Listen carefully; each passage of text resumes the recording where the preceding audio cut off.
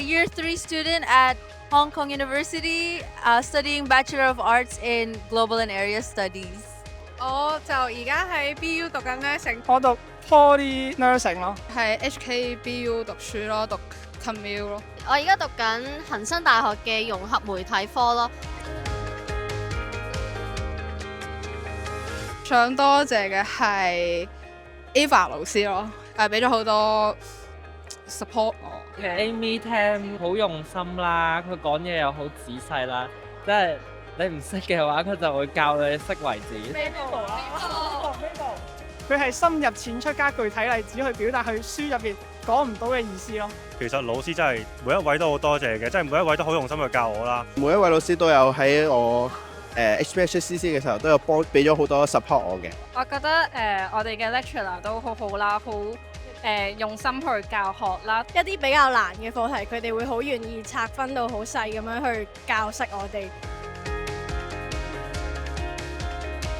當然係嗰6個月嘅實習嘅，我都會接觸到好多唔同嘅部門啦，亦都會接觸到出面嘅人過嚟面試，我亦都會學到一啲面試技巧嘅。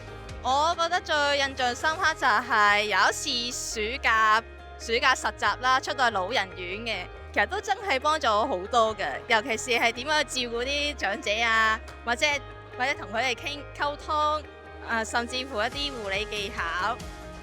講關於輪椅嗰堂咯，因為我個區比較多相關嘅人士喺嗰區活躍啦，咁我嗰一堂嘅嘢對我嚟講可能比較實用，同埋多啲機會接觸到深刻啲咯。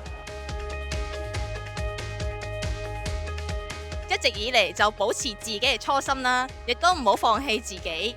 記住自己最初嘅目標，去往個目標去發展。Be proud of who you are.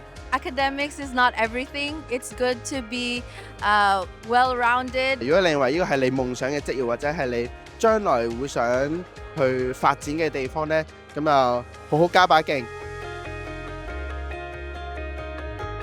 This is a very important day for you. I wish you all the best, success. We have taught you well, and you should be very successful moving forward. Congratulations. 唔好覺得有1-2個挫折就係一個 end， 其實係一個 detour 嚟嘅，你最後就會去到自己想要嘅地方。係啦，加油！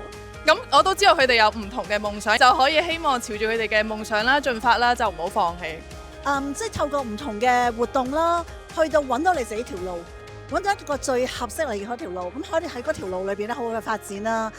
慢慢去摸索翻自己其實興趣喺邊度啦，自己嘅性格特質係啲咩啦。希望你哋揾到你哋嘅舞台啦，繼續發光發熱，加油啊！